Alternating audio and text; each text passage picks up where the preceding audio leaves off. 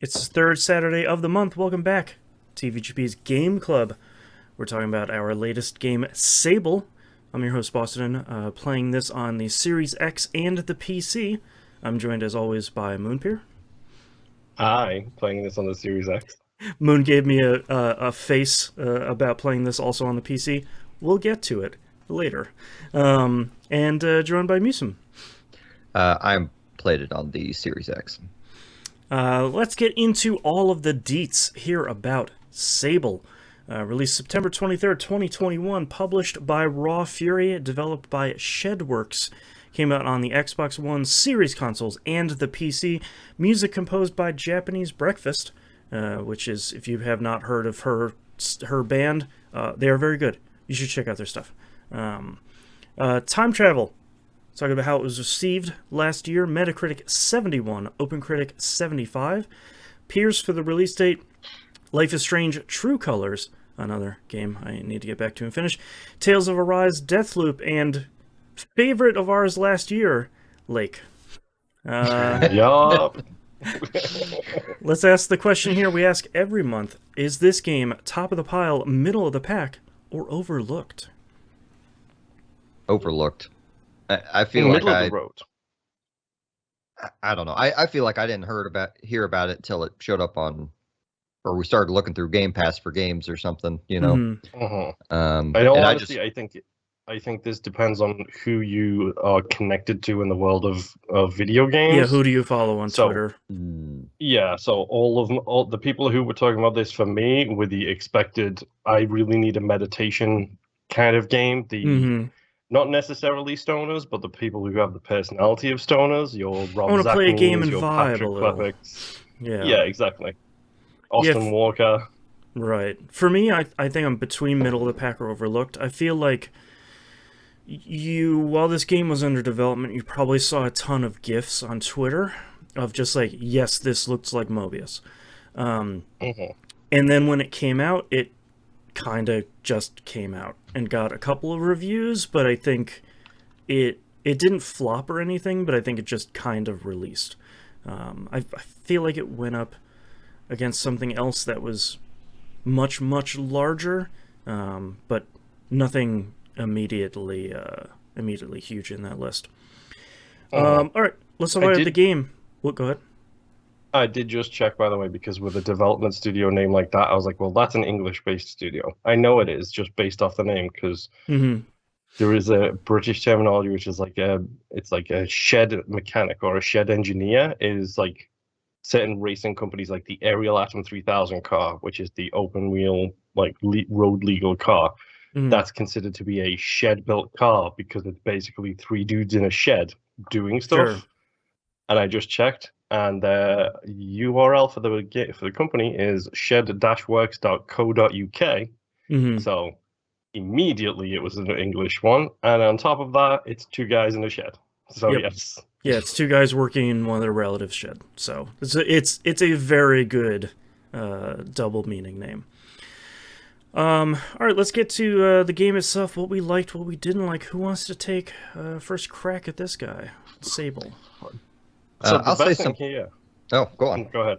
Nope. I was going to say I was going to open with the big positive and the thing that carried me through the whole game, despite its other flaws, which was the art style and visual aspects of the landscape. Yeah, it very much was a game that I just wanted to walk around and look at things. It was pretty happy to do that. Yes, very much agree with that one. Full disclosure here, I have not beat this game. Well, I'll talk. I also have not beaten this game for multiple reasons, but one of which I will get to in the what we didn't like section. That also explains the cross of the platform, I'm guessing. That is another issue, yes. So I beat the game, and I guess this will go between kind of the good and the bad, right? Because it takes a mass amount of inspiration from Breath of the Wild for better and worse. And Breath of the Wild, for the most part, doesn't tell you where anything is. It kind of like, has a similar structure of here's a cordoned off area that you wander around to learn the game at first, and then we set you loose. And there's a lot of things that's really easy to miss in the first village or really easy to forget about, such as the mask maker, that you only need to give 3 masks to make a mask. And once you make a mask, the option opens up to beat the game. And Yep. you can You have to choose your mask. You can save the game, go beat it, and then hit continue, and it'll load you like right outside your village. So like interesting. That is what I opted to do, so I could at least see the ending before this. And the ending is not. It is like a minute long. It is nothing to write home about. I guess that's expected. I looked it up on YouTube, and it's like, yeah, you pick your mask and you have a conversation with a bunch of people, and like expressive things through motions with very little actual dialogue stuff going on. Mm-hmm. Yeah. Yeah, I probably would. So part of my issue with this game is not the game itself, but it's how I played it. When this came out, I played through that tutorial area, and then I got to Burnt Oak Station, that like first real town outside of your starting area, and then dropped it until we picked it up for this show. So the idea, everything. Yeah, like the game impresses upon you in a way that I really like, that this is your journey. Like you are going out to figure out what you want to do in the world, which is represented by essentially picking your mask for your job, kind of, but maybe more direction in life is maybe more appropriate.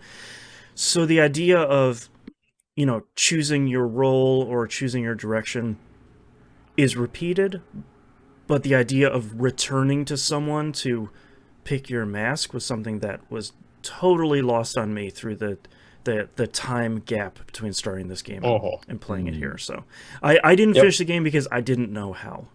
that was my issue. Honestly, like a couple days ago, it occurred to me that I didn't know how. So I Googled, I Googled a couple things. I was like, I have like 4 cartographer masks. How the heck or badges? How the heck do I turn this into a mask? So I Googled how, and it's like, yeah, back at Burnt Oak Station, there's Mask Maker. Just go there and give it to them. And I immediately got like 3 or 4 masks. Oh, wow. Because like I think I finished the game with, I don't know, 6 or 7 of them, something like that. Like there's a lot of them to find. And I only had a fraction. Because the end cutscene, you have kind of these stone statues everywhere that show all the masks you've unlocked. Interesting. But that was step 1 of that. And then step 2 was, I have all these chum eggs. What the heck do I do with these? I've been in this game forever and haven't found anything. And right next to Burnt Oak Station is the tower with the pink tail coming out the top. The Chum Queen. I always want to say Chum. I assume it's Chum though, but I don't know.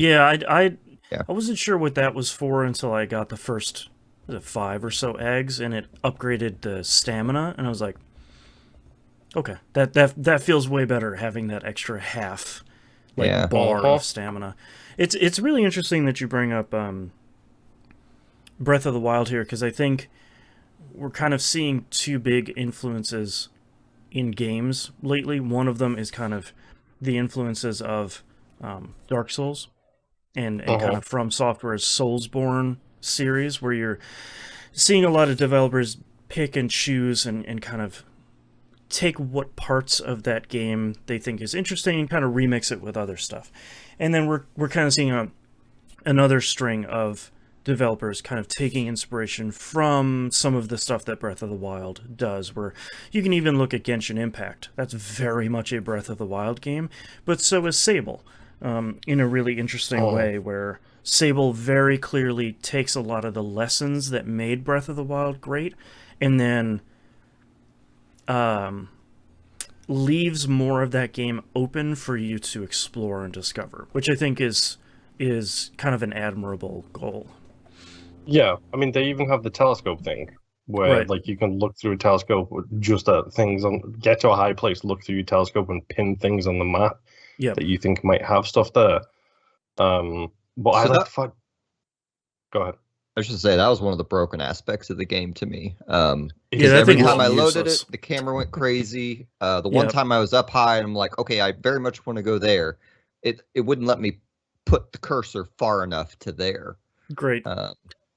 So I just kind of never used it. Yeah, it was that whole system I've been is using it bits and frustrating. pieces. It's real rough. But to be honest, my favorite thing about this game is the fact that there is no combat. Yes, It's refreshing. it is. It's like, thank you. You don't need combat in every single video game. You just don't.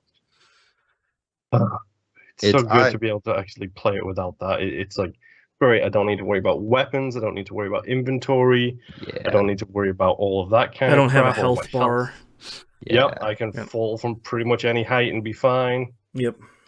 Like, I actually have a lot of gripes with the game, but I like the art style and wandering around and no combat aspects of it so much. It's hard for me to hold them all against it. Like, it did not run well at all, I think, on the Series X. And I don't know if it was better on PC or some other platform. I kind of doubt it because I suspect it's just a programming issue. But so I'm glad this game has cross save because since it's on Game Pass, I was like, all right, this level of performance on Series X is unacceptable, flat out. Yes. This is the Series X. This isn't the One X. This is the Series X. This is the newest hotness.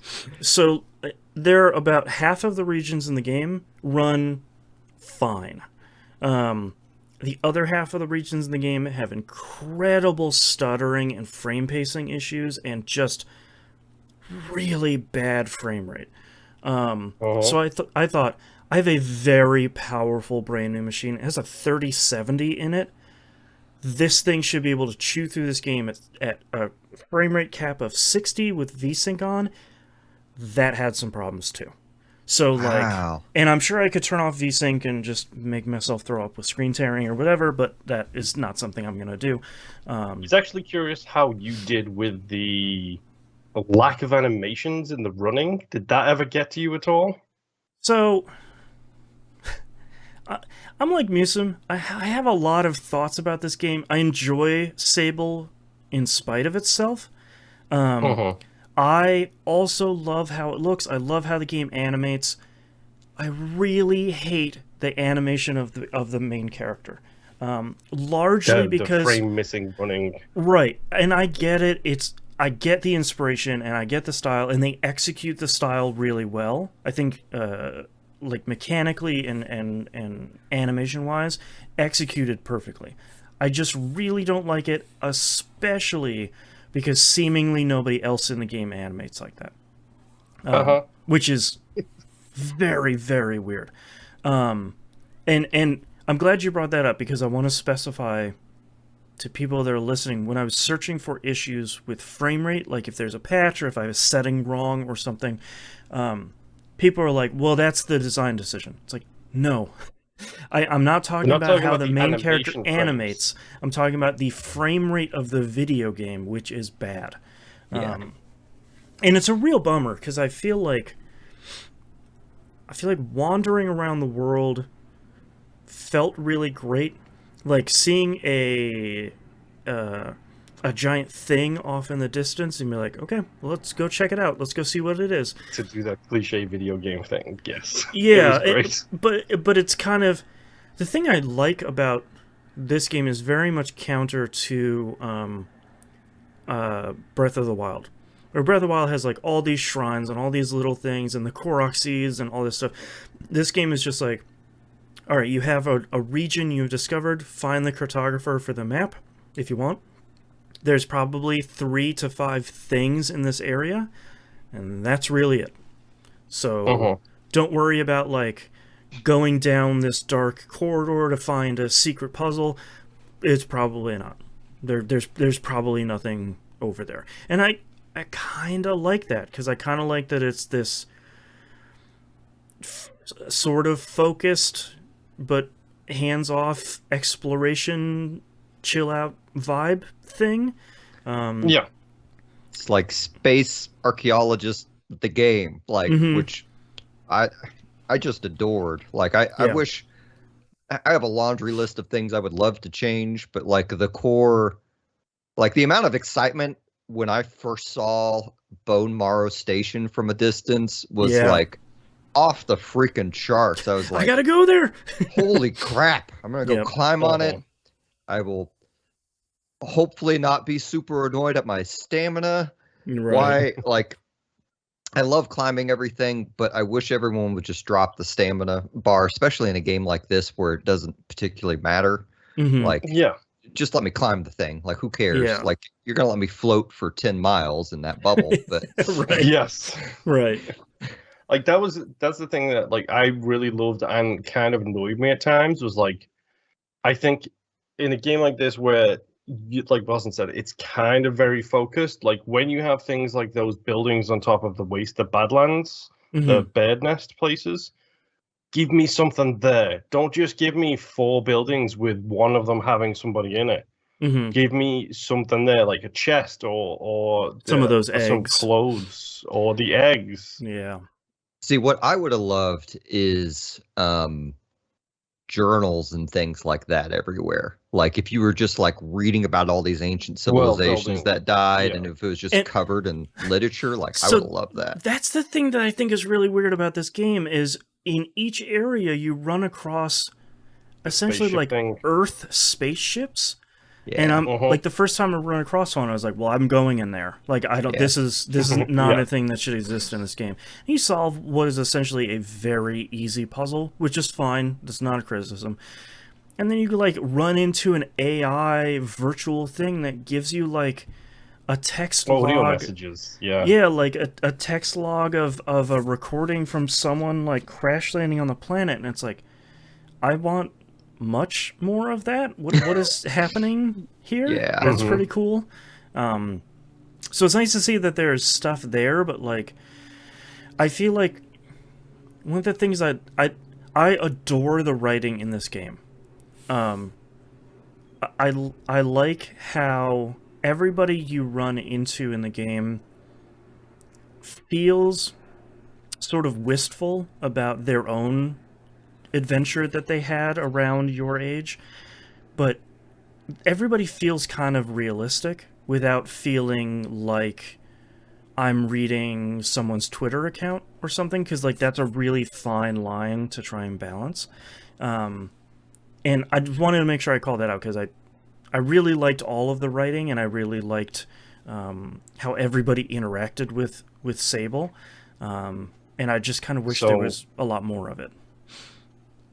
Just to clarify from the garbled mess that me and Musum heard on there, you really like how everyone is wistful, looking back at their gliding and kind of comfortable in their life now, but also kind of missing that aspect of their life. Remembering kind of their childhood. Glad my internet crapped out there. Thanks, internet. It was a really good like representation. Like, granted, there were no like economics and politics in place, but it was a nice like everyone is peaceful and like slightly grumpy retirees, and it felt wonderful, like grumpy retirees in a weird sci-fi devastated landscape of there's no like world eater coming to destroy everything. Like except for the guard lady who's like that 70-year-old woman who goes back to college and gets a degree in her second field because she just felt like going back to Scotland. I love her. She's great. I'm not sure if I ran into her. She's in Burnt Oak. You go inside one of the places and you talk to her. She's dressed as a guard. And then she's like, "Yeah, meet me by this bridge because I've kind of retired from being a guard now, and I kind of want to go and do my second gliding." And the main character's like, "Whoa, hold on, wait, what? Did nobody tell me about the second gliding?" I forgot that was a cool bridge to go to. And I went there when I didn't have any stamina upgrades.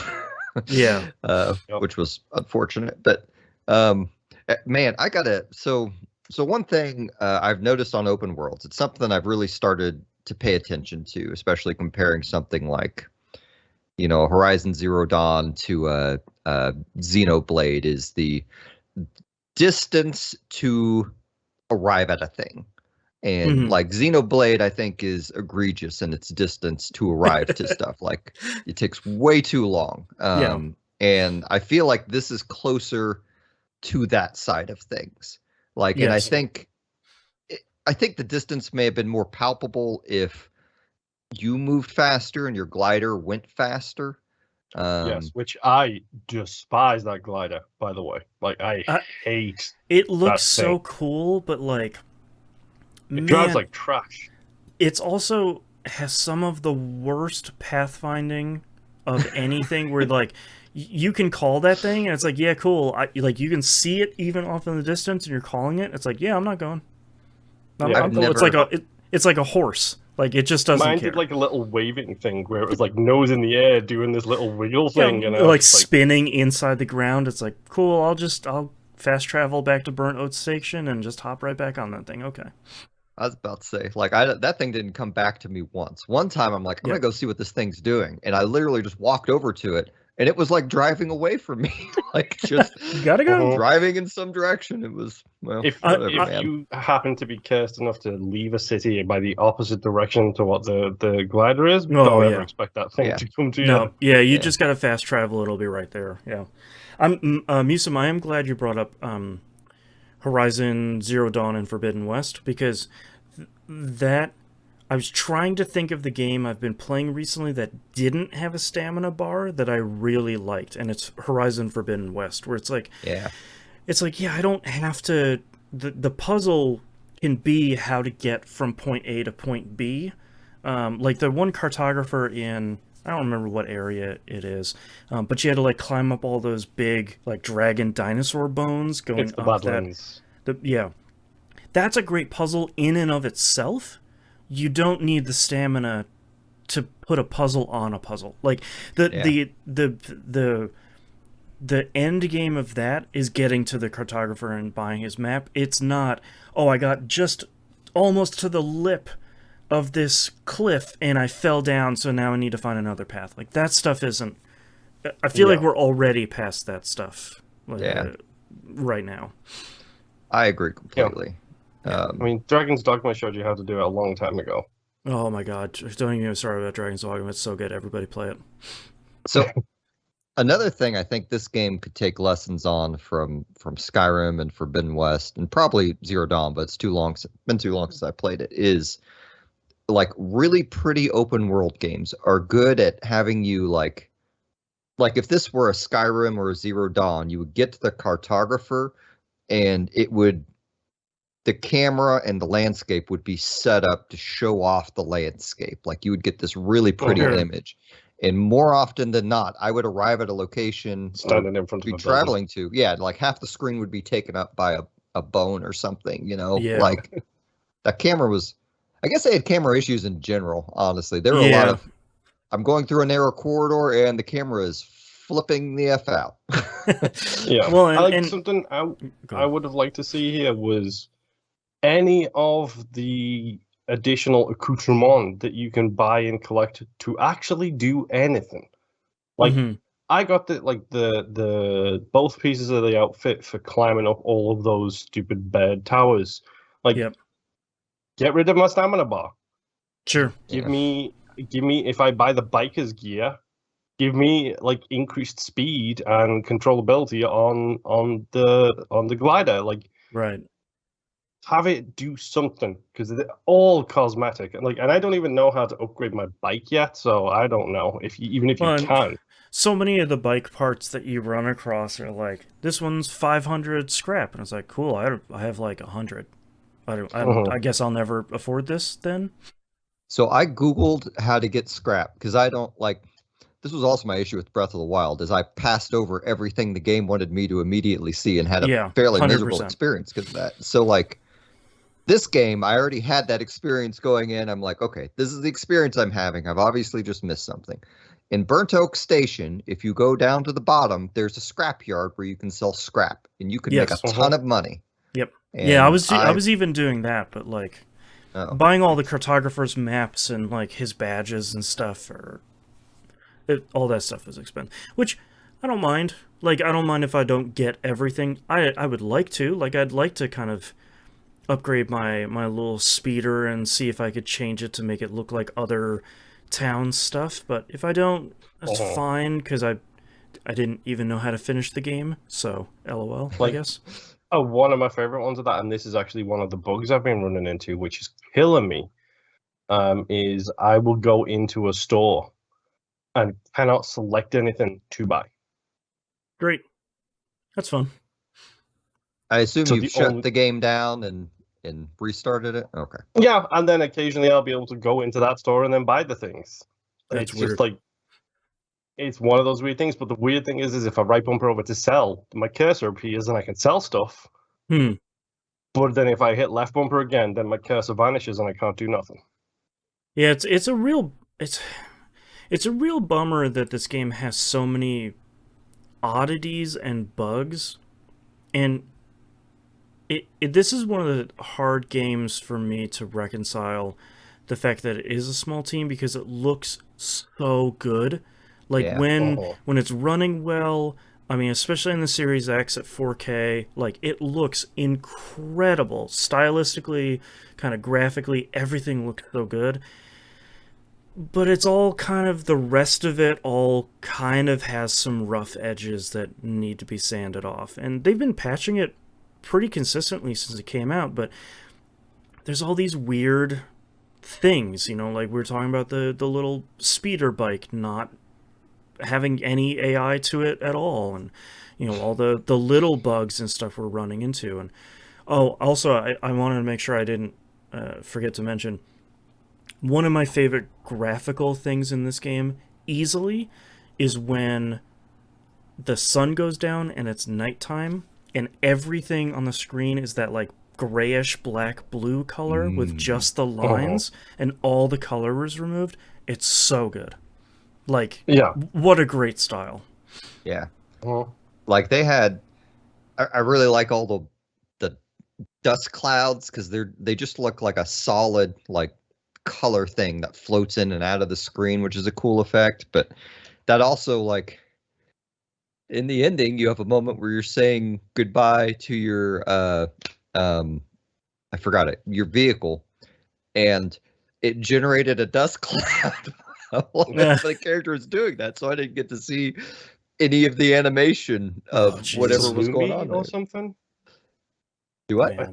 I think it's Salute Me or something is the bike's name.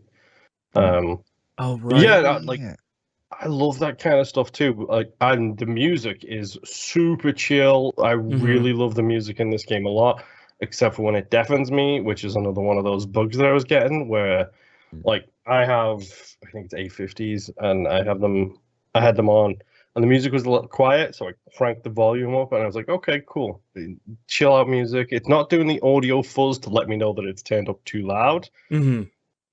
And then all of a sudden, I jumped off a building jumped into my bubble to glide.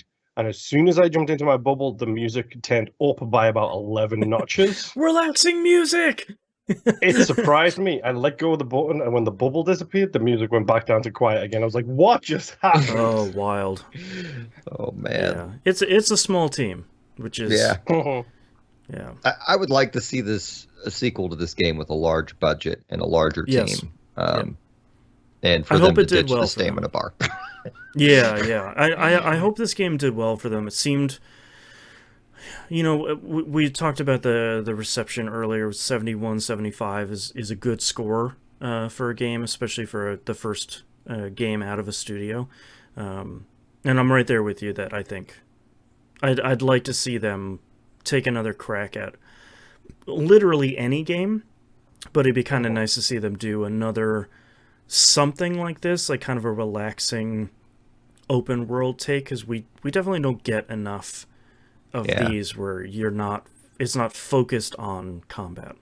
Yeah, I adore it. Like, as we've been saying, like there's a myriad of problems in this game, like from design aspects to just ridiculous amount of glitches, and I still have a lot of love for this game. I can see myself playing it off and on because I didn't, like we talked about the sentient AI and the spaceships. I got like I think 3 of those locations so that I could get the first suit, and I wouldn't mind finding the rest and getting the speeder bike parts. And if you guys didn't do the Shroud of Echria, whatever that place I forgot is to called, do that.